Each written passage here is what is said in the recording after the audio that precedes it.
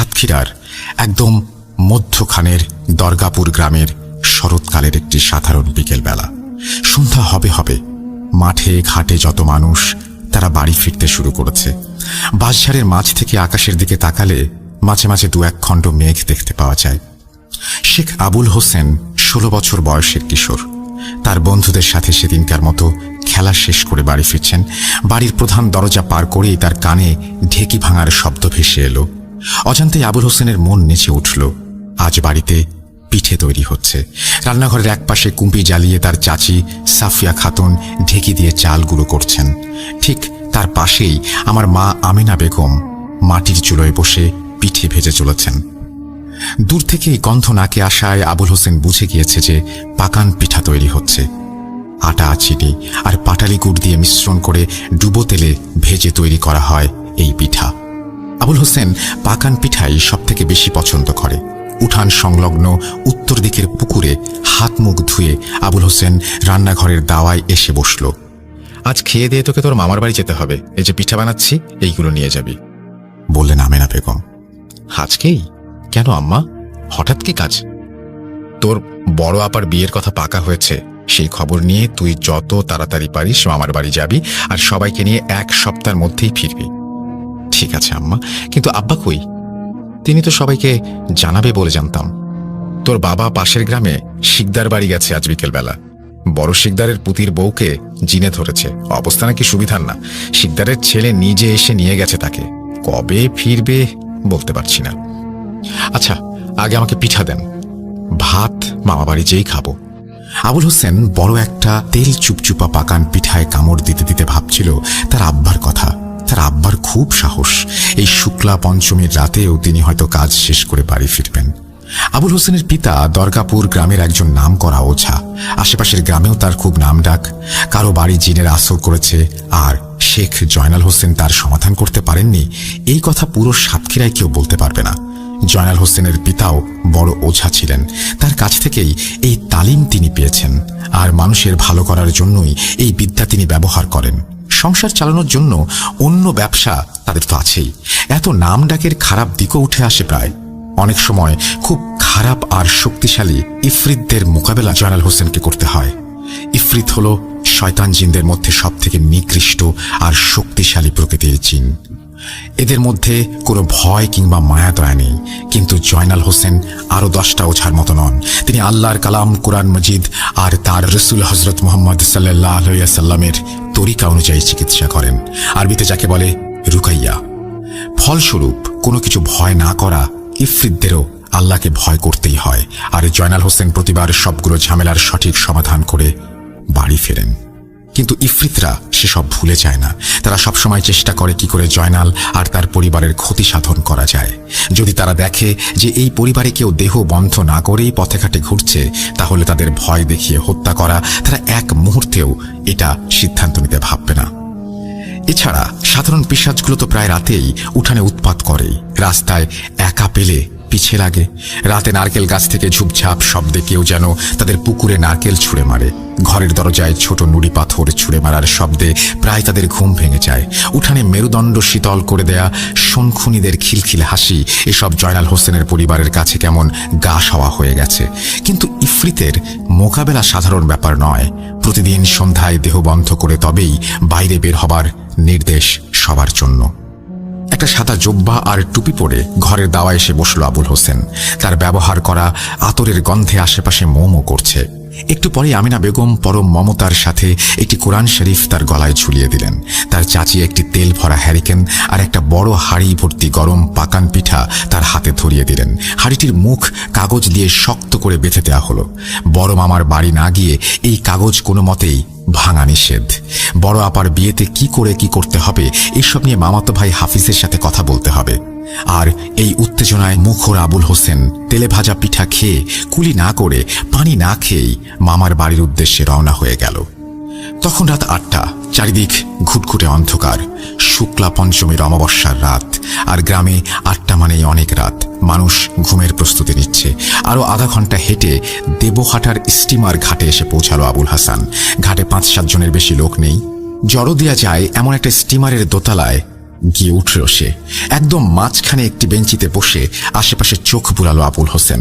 কামরাটিতে 4 কোণে 4টি হ্যারিকেন মিটমিট করে জ্বলছে। এছাড়া পুরো জায়গাটা অন্ধকার।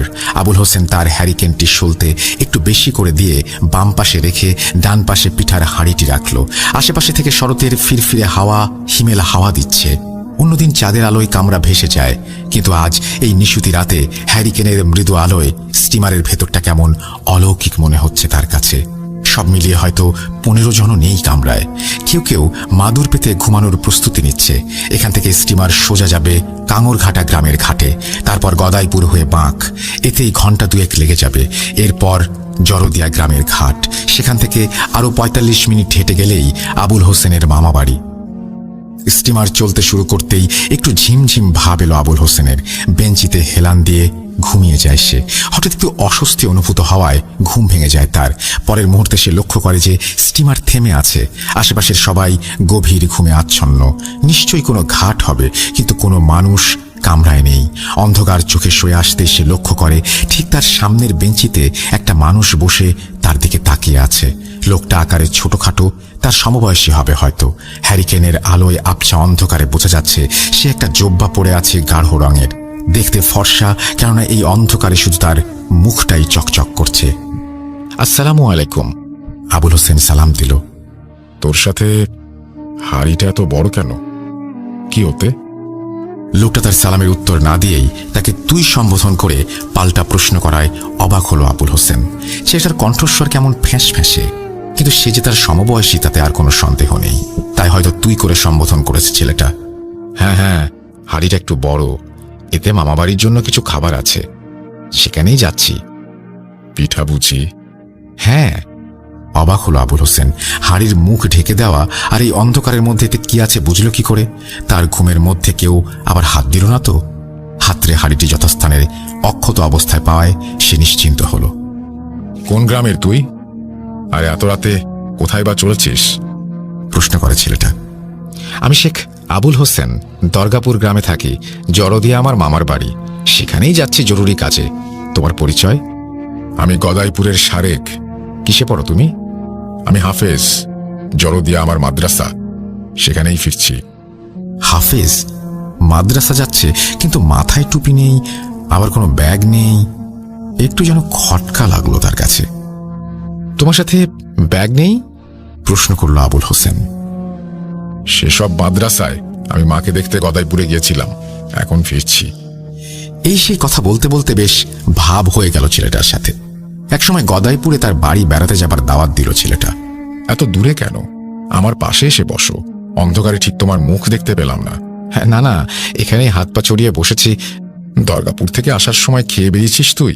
হ্যাঁ, তুমি? না রে, আমি খেয়ে আসিনি। আমাকে তোর হাড়ি থেকে 2-4টা পিঠে দে। এই রাতে তোমাকে তো আরো অনেকটা পথ যেতে হবে।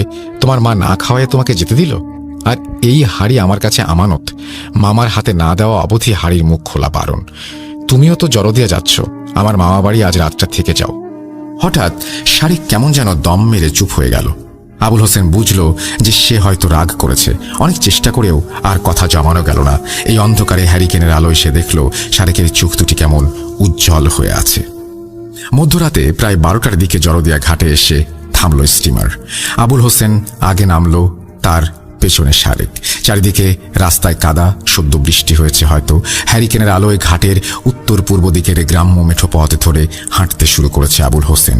দুপাশে ঘন বাঁশ বাগান, হ্যারিকেনের টিমটিমে আলো, আর এই স্বল্প আলোয় আশেপাশের অন্ধকার যেন আরো গাঢ় হয়ে গেছে। অনেকক্ষণ শারেকের কোনো খবর নেই। শারেক, আছো কোথায়?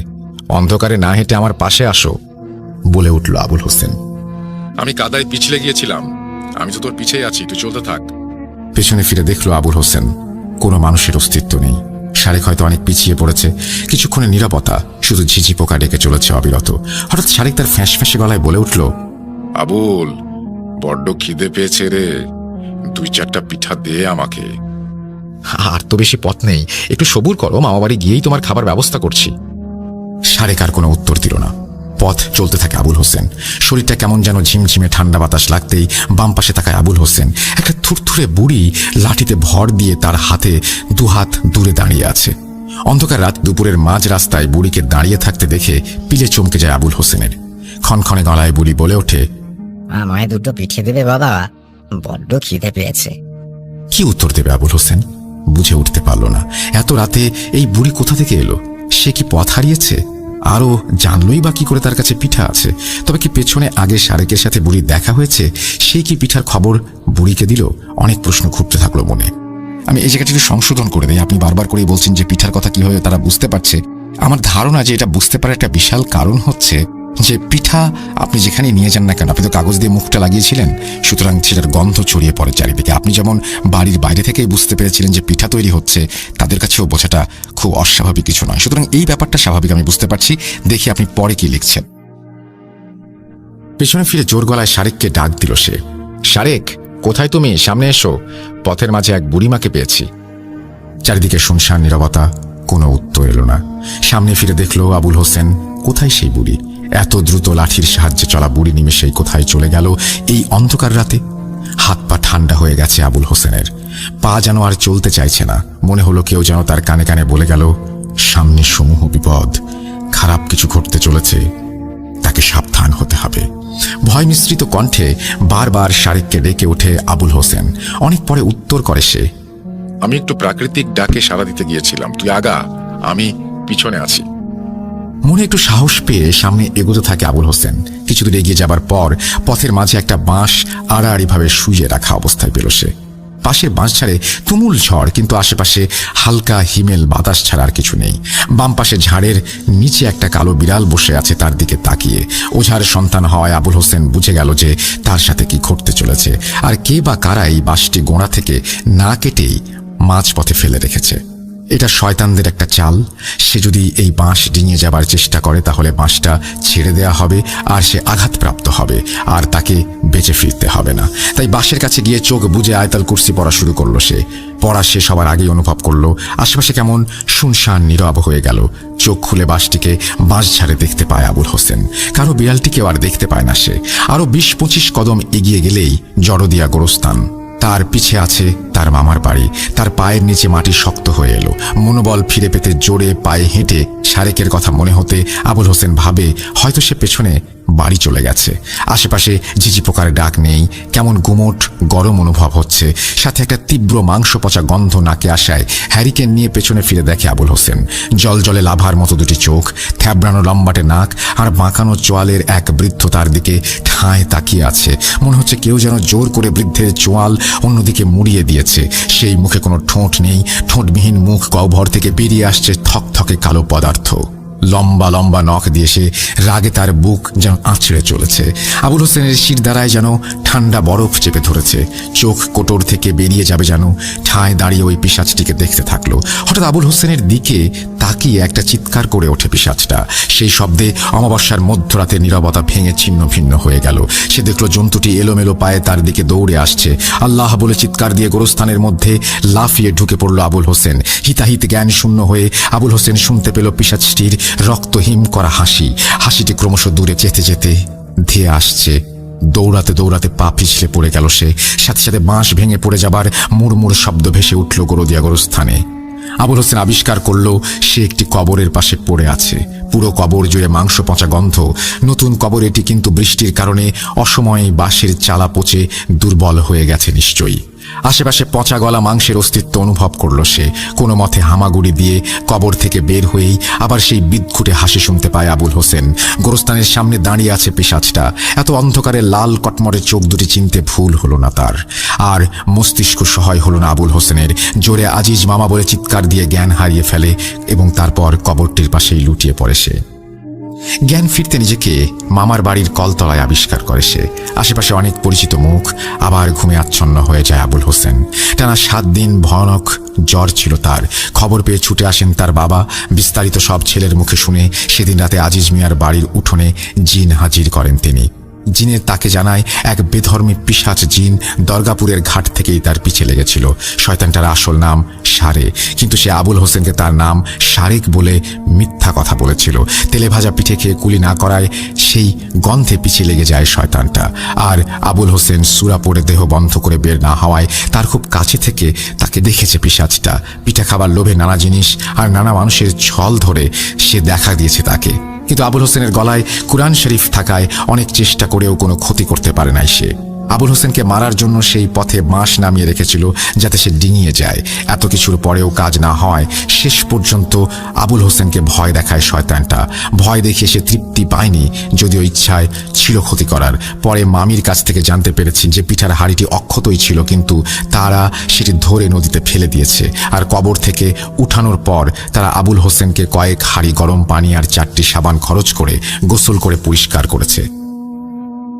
এই ছিল আমার আম্মুর নানার সাথে ঘটা কাহিনী। আশা করি আপনাদের ভালো লেগেছে। সামনে আরও কিছু ঘটনা দেবার আশা আছে। আজ শেষ করছি। আসসালামু আলাইকুম।